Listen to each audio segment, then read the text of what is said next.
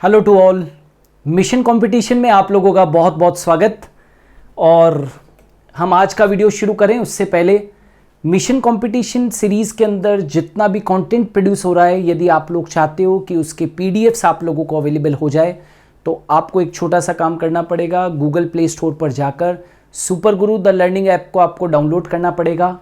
वहाँ पर आप मेनू सेक्शन के अंदर जाएंगे। मेनू सेक्शन के अंदर आपको स्टडी मटेरियल दिखाई देगा। स्टडी मटेरियल के ऊपर क्लिक करना, वहाँ पर आपको मिशन कंपटीशन का फोल्डर नज़र आएगा। वहाँ से आप सारे पीडीएफ्स को डाउनलोड कर सकते हैं। ऑलराइट, और आज का वीडियो शुरू करें उससे पहले चंद पंक्तियाँ आप लोगों को मोटिवेट करने के लिए। विनर वो होता है जो बार बार हारने के बाद एक और बार प्रयास करता है। क्या कहा मैंने? विनर वो होता है जो बार बार हारने के बाद में भी एक और बार प्रयास करता है और निश्चित तौर के ऊपर उसका प्रयास रंग लाता है और फिर वो यकीनन क्या बन जाता है? विनर बन जाता है।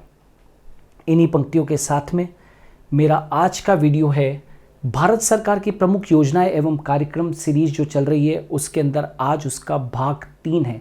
इससे पहले भी मैंने सरकार की जो योजनाएं एवं कार्यक्रम था उनके ऊपर 2 वीडियो ऑलरेडी बना दिए हैं। आज उसका भाग 3 है और आज यहाँ पर इस वीडियो के अंदर हम सरकार की कुछ और महत्वपूर्ण महत्वाकांक्षी योजना जो कि मानव कल्याण के लिए बहुत बहुत इम्पोर्टेंट है वो आज हम लोग डिस्कस करेंगे।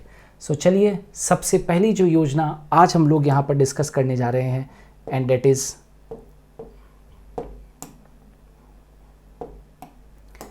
और वो है प्रधानमंत्री उज्ज्वला योजना। प्रधानमंत्री उज्ज्वला योजना। देखिए, उज्ज्वला योजना कोई छोटी मोटी योजना नहीं थी, ये बहुत बहुत बड़ी योजना थी और ये एक तरीके से महिलाओं को सशक्त बनाने की दिशा में एक बहुत बड़ा कदम था। प्रधानमंत्री उज्ज्वला योजना प्रधानमंत्री उज्ज्वला योजना प्रधानमंत्री द्वारा 1 मई 2016 को उत्तर प्रदेश राज्य के बलिया जिले में आरंभ की गई। क्या कहा मैंने? प्रधानमंत्री उज्ज्वला योजना प्रधानमंत्री द्वारा 1 मई 2016, डेट नहीं भूलनी है, 1 मई 2016 को उत्तर प्रदेश राज्य के बलिया जिले में आरंभ की गई। इस योजना का लक्ष्य जो था वो गरीबी रेखा से नीचे यानी कि below poverty line BPL below poverty line के जीवन यापन करने वाले लगभग 5 करोड़ लोगों को रसोई गैस यानी कि एलपीजी कनेक्शन प्रदान करना है। इस योजना का लक्ष्य क्या था? गरीबी रेखा से नीचे के जीवन यापन करने वाली लगभग 5 करोड़ लोगों को रसोई गैस कनेक्शन देने का प्रावधान था इस योजना में। योजना के अंतर्गत बीपीएल परिवार के प्रत्येक एलपीजी कनेक्शन के लिए 1600 रुपये प्रदान किए जाते हैं। मतलब कि क्या कहा मैंने? योजना के अंतर्गत बीपीएल परिवार के प्रत्येक एलपीजी कनेक्शन के लिए, मतलब एक बीपीएल परिवार के एक कनेक्शन के लिए सरकार द्वारा क्या प्रदान किए जाएंगे? 1600 रुपये प्रदान किए जाएंगे। और कोई योग्य है या नहीं है, मतलब वो बीपीएल परिवार है, ये कौन तय करेगा?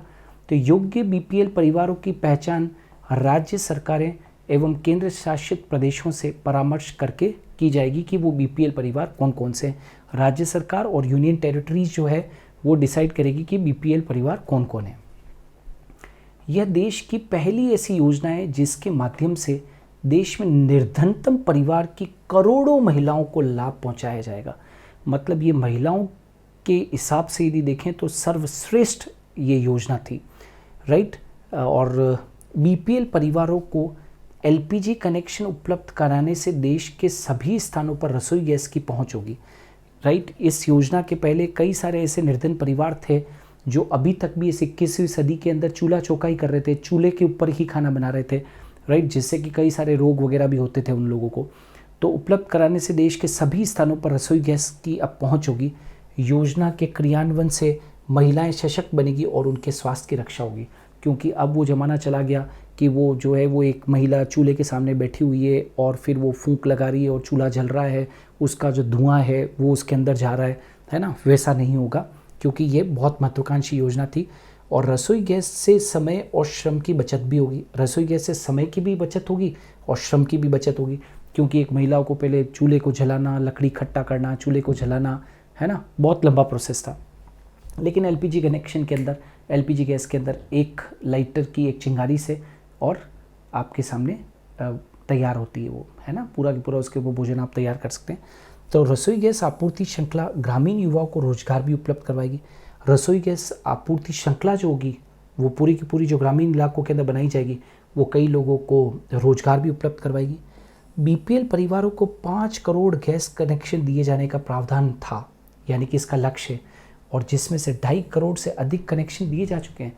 तो इसका मतलब यदि आप वास्तविक धरातल के ऊपर यदि देखें तो ये योजना काम कर रही है, ठीक है ना, क्योंकि 2.5 करोड़ कनेक्शन ऑलरेडी दिए जा चुके हैं, है ना, और शेष 2.5 करोड़ जो है वो आने वाले समय के अंदर दे दिए जाएंगे। तो ये जो प्रधानमंत्री उज्ज्वला योजना बीपीएल परिवारों के लिए एक सौगात थी, विशेष तौर से महिलाओं को सशक्त बनाने के लिए, महिलाओं के स्वास्थ्य हेतु इससे बढ़िया कोई योजना नहीं हो सकती है। तो ये प्रधानमंत्री उज्ज्वला योजना देश की महिलाओं को आगे बढ़ाने की तरफ एक कदम था। अब इसके ठीक बाद में, उज्ज्वला योजना के बाद में उज्ज्वला प्लस योजना आई। उज्ज्वला प्लस योजना क्या थी? इस योजना यानी कि उज्ज्वला प्लस योजना उज्ज्वला योजना से आगे की योजना थी। उज्ज्वला योजना जो आ चुकी है उसके आगे की जो योजना थी वो उज्ज्वला प्लस योजना थी। इसमें क्या किया गया? इस योजना के अंतर्गत स्वेच्छा से एलपीजी पर अपनी सब्सिडी छोड़ने वाले, आपको मालूम है कि एलपीजी की सब्सिडी जो है वो हर गैस कनेक्शन के ऊपर मिलती है, तो वो जो एलपीजी की सब्सिडी है वो खाता धारक के खाते में सीधा ही ट्रांसफ़र होती है। तो इस योजना के अंतर्गत स्वेच्छा से एलपीजी पर अपनी सब्सिडी छोड़ देने वाले उपभोक्ताओं को जरूरतमंद परिवारों को मुफ्त एलपीजी कनेक्शन मुहैया कराने के लिए प्रोत्साहित किया जाएगा। क्लियर? क्या कहा मैंने? उज्ज्वला प्लस योजना में क्या था कि इस योजना के अंतर्गत स्वेच्छा से एलपीजी पर अपनी सब्सिडी छोड़ देने वाले उपभोक्ताओं को जरूरतमंद परिवारों को मुफ्त एलपीजी कनेक्शन मुहैया कराने के लिए क्या किया जाएगा? प्रोत्साहित किया जाएगा। और इसके अंतर्गत आम लोग किसी भी गांव में गरीब परिवारों को मुफ्त एलपीजी कनेक्शन दिलवा सकते हैं। इस योजना के अंतर्गत क्या था? उज्ज्वला प्लस योजना के अंतर्गत क्या था कि जो व्यक्ति स्वेच्छा से अपनी एलपीजी गैस कनेक्शन की सब्सिडी को छोड़ देता है वो क्या कर सकता है? किसी भी गांव में गरीब परिवारों को, किसी भी गांव के अंदर गरीब परिवारों को क्या करवा सकता था? वो एलपीजी कनेक्शन जो है वो दिलवा सकता है, मुफ्त एलपीजी कनेक्शन दिलवा सकता है। तो ये भी एक अच्छी योजना थी और देश के कई संपन्न लोगों ने इस उज्ज्वला प्लस योजना के अंतर्गत अपने गैस कनेक्शन पे दी जाने वाली सब्सिडी को छोड़ा था। अब आ जाते हैं उजाला योजना। राइट, अभी जो पढ़ी हम लोगों ने उज्ज्वला योजना थी और ये क्या है? उजाला योजना।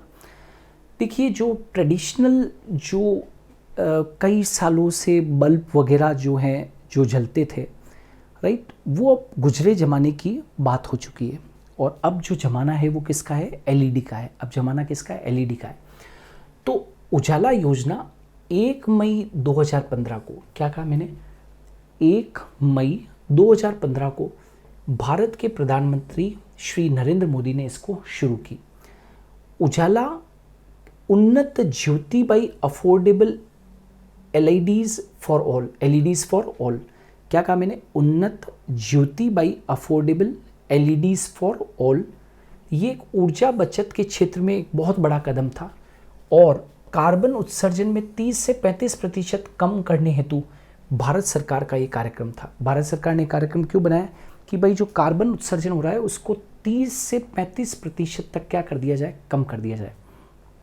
तो प्रधानमंत्री नरेंद्र मोदी के द्वारा 1 मई 2015 को उजाला योजना जो है वो लाई गई। उजाला उन्नत Jyotibai affordable LEDs for all, ये ऊर्जा बचत के क्षेत्र में एक बहुत बड़ा कार्यक्रम था और साथ के साथ कार्बन उत्सर्जन में 30 से 35% तक की कमी हेतु भारत सरकार ने इस योजना को चालू किया, इस कार्यक्रम को चालू किया, जिसके अंतर्गत कम दाम पर एलईडी बल्ब क्या होंगे? दिए जाएंगे। आपने देखा होगा कि कई सारे गांवों और शहरों के अंदर बहुत कम और रियायती दरों के ऊपर लोगों को एलईडी बल्ब बांटे गए थे और बांटे जा रहे हैं, तो जिसके अंतर्गत कम दाम में एलईडी बल्ब दिए जाते थे, है ना। उजाला योजना ने ऊर्जा की बचत करने वाली लाइटिंग के बारे में जागरूकता उत्पन्न करने में महत्वपूर्ण भूमिका अदा की है। उजाला योजना ने ऊर्जा की बचत करने वाली जो लाइटिंग के बारे में जागरूकता उत्पन्न करने में महत्वपूर्ण भूमिका निभाई है। तो अब आपने देखा होगा कि ज़्यादातर आपके घरों की काफ़ी कुछ चीज़ें जो है वो आपने एलईडी से रिप्लेस कर दी। पहले जो ट्यूबलाइट्स थी, बल्ब्स थे, राइट, अब सब हम लोग एलईडी के ऊपर आ चुके हैं। तो उस एलईडी से ऊर्जा की काफ़ी बचत भी होती है। तो दो तरह से फ़ायदा है, एक तो कार्बन उत्सर्जन के अंदर कमी आ रही है और ऊर्जा के अंदर भी बचत हो रही है और आपको फ़ायदा ही है। तो योजना के अंतर्गत अब तक लगभग 10 करोड़ से अधिक एलईडी बल्ब वितरित किए जा चुके हैं।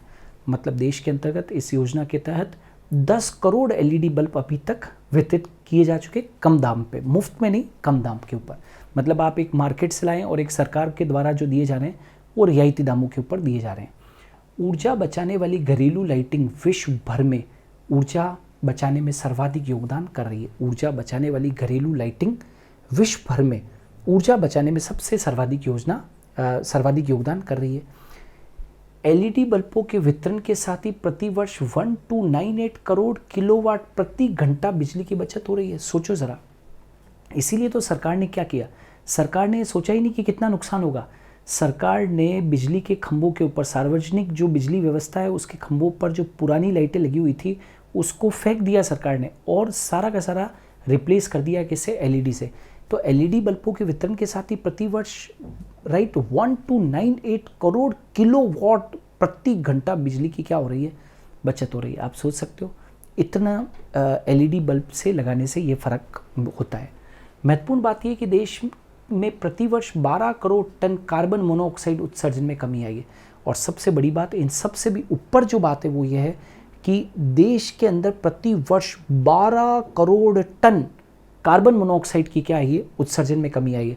और आप सब जानते हो कार्बन मोनोऑक्साइड जो है वो कितना मानवों के लिए भी घातक होता था। तो एलईडी बल्ब के वितरण से ये फ़ायदा हुआ, राइट। उजाला संसार में सबसे बड़ा सब्सिडी रहित एलईडी कार्यक्रम है। सब्सिडी रहित क्योंकि कम दाम के ऊपर सरकार दे रही है इसको, तो उजाला संसार में सबसे बड़ा सब्सिडी रहित एलईडी कार्यक्रम है। इन बल्बों का इस्तेमाल करने वाली ग्राहकों को इस कार्यक्रम से बड़ी बचत हुई है। मतलब उनके लाइट बिलों के अंदर जो है वो यूँ समझ लो कि बहुत क्या आई है, भारी कमी आई है। तो एक तो बिलों के अंदर कमी आ गई है, राइट, तो बचत हो रही, ऊर्जा की बचत हो रही है और साथ के साथ जो है वो कार्बन मोनोऑक्साइड वगैरह जो है वो रिलीज़ नहीं हो रही है। उससे देश के अंदर प्रदूषण की समस्या जो है वो काफ़ी कम हुई है। तो ये उजाला योजना प्रधानमंत्री नरेंद्र मोदी के द्वारा 1 मई 2015 को शुरू की गई। नाउ दीनदयाल उपाध्याय अंत्योदय योजना, दीनदयाल उपाध्याय अंत्योदय योजना, एक्चुअली इस योजना का नाम पहले ये नहीं था। इस योजना का नाम था नेशनल रूरल लाइवलीहुड मिशन। वापस से बोल रहा हूँ, इस योजना का पहले नाम नेशनल रूरल लाइवलीहुड मिशन था, जिसको कि अब बदल दिया गया है। मतलब 29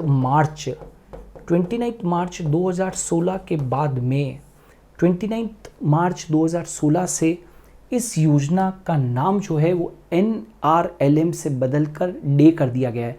मतलब national rural livelihood mission scheme का ही नाम अब दीनदयाल उपाध्याय अंत्योदय योजना है। मतलब 29 मार्च 2016 से अब ये नाम एग्जिस्टेंस के अंदर है, पुराना नाम एग्जिस्टेंस में नहीं है। इसलिए यहाँ पर देखो लिख दिया है national rural livelihood mission, confusion नहीं करना है। यही स्कीम अब दीनदयाल उपाध्याय अंत्योदय योजना कही जा रही है। अब ये है क्या, यह योजना शहरी और ग्रामीण गरीबों के उत्थान के लिए, शहरी और ग्रामीण गरीबों के उत्थान के लिए बनाई गई है। इसमें उनके कौशल विकास एवं अन्य साधनों से आजीविका के अवसर बढ़ाकर उन्हें सशक्त बनाने की ये एक योजना थी। वापस से बोल रहा हूँ, दीनदयाल उपाध्याय अंत्योदय योजना शहरी और ग्रामीण गरीबों के उत्थान के लिए ये योजना बनाई गई थी, राइट। उनके कौशल विकास और अन्य साधनों के द्वारा उनकी आजीविका के अवसर को बढ़ाना ही इस योजना का मुख्य ध्येय था। इस योजना के क्या क्या मुख्य बिंदु थे, सरकार किन के ऊपर फोकस करना चाहती है, राइट, वो यहाँ पर अपने डिस्कस करेंगे। प्रत्येक शहरी निर्धन व्यक्ति पर, प्रत्येक शहरी निर्धन व्यक्ति पर 15,000 से लेकर 18,000 रुपये खर्च कर उसे कौशल सिखाना। मतलब कुल मिलाकर ये था कि दीनदयाल उपाध्याय अंत्योदय योजना का मुख्य ध्येय था कि लोगों के कौशल को क्या कर देना, विकास कर देना। तो सरकार जो है वो शहरी निर्धन व्यक्ति पर 15,000 से लेकर और 18,000 रुपये खर्च कर और उसको क्या करेगी, उसके अंदर कोई ना कोई एक कौशल विकसित करेगी। और एक बार यदि उसके अंदर कौशल विकसित हो गया तो इट्स डैम श्योर कि वो आगे अपनी आजीविका को कमा ही लेगा। व्यक्तिगत परियोजना के लिए 2 लाख रुपए की तथा समूह उद्यमों के लिए 10 लाख रुपए की ब्याज सब्सिडी के साथ व्यक्तिगत सूक्ष्म उद्यम एवं समूह उद्यमों की स्थापना के माध्यम से स्वरोजगार को बढ़ावा देना। मतलब व्यक्तिगत परियोजना के लिए, किसी एक व्यक्तिगत परियोजना के लिए 2 लाख रुपए की तथा समूह उद्यमियों के लिए, समूह के लिए किसी समूह ने किसी उद्यम की व्यवस्था की ये बनाया है तो समूह उद्यम के लिए 10 लाख रुपए की ब्याज सब्सिडी के साथ व्यक्तिगत सूक्ष्म उद्यम एवं समूह उद्यमों की स्थापना के माध्यम से स्वरोजगार को बढ़ावा देना। सब्सिडी के साथ ब्याज की दर 7% रहेगी। मतलब सब्सिडी के साथ ही ब्याज की दर क्या रहेगी, कम रहेगी। मतलब कम ब्याज दर के ऊपर यदि कोई उद्यम लगाना चाहता है तो वो व्यक्तिगत स्तर के ऊपर या समूह के अंदर लगा सकता है। सब्सिडी के साथ ब्याज की दर जो है वो केवल कितनी रहेगी, 7% रहेगी। सभी के लिए स्वास्थ्य की सुनिश्चितता, ये भी इस योजना का मुख्य ध्येय था। सभी के लिए आवास, सभी के द्वार पर ही सुरक्षित पेयजल, सभी के लिए आवास एवं सभी के लिए उनके द्वार पर ही पेयजल की व्यवस्था, ये भी इसमें मुख्य बिंदु था। क्षेत्र के अनुरूप सिंचाई की सुविधाएं, बिजली की उपलब्धता एवं शहरी विकास, आदिवासी सांस्कृतिक धरोहर का संवर्धन और संरक्षण, सभी मौसमों में चालू रहने वाली सड़कों के माध्यम से नजदीकी शहरों से संपर्क, विकास की निरंतरता के लिए ठोस संस्थागत प्रणाली और आदिवासी क्षेत्रों में खेलों को बढ़ावा देना। राइट, ये सब था इस योजना का मुख्य जो ध्येय था, दीनदयाल उपाध्याय अंत्योदय योजना। तो आज इस भाग 3 के अंदर हम लोगों ने कुछ और यहाँ पर महत्वपूर्ण जो सरकार की योजनाएं और कार्यक्रम है उनको डिस्कस किया। इससे पहले भी मैं 2 वीडियोस बना चुका हूँ जिसके अंदर सरकार की योजनाओं और कार्यक्रमों को हम आपके समक्ष ला चुके हैं। ये वीडियोस आप लोगों के लिए बहुत इम्पॉर्टेंट है क्योंकि ये स्कीम्स जो होती है वो देश के लोगों के वेलफेयर के लिए बनाई जाती है और इसकी जानकारी सभी को होनी चाहिए और विशेष तौर से परीक्षाओं के अंदर इसके ऊपर प्रश्न पूछे जाते हैं। तो मिशन कंपटीशन के अंदर आज के लिए इतना ही। हम कल फिर मिलेंगे एक नए वीडियो के साथ में। तब तक के लिए अलविदा।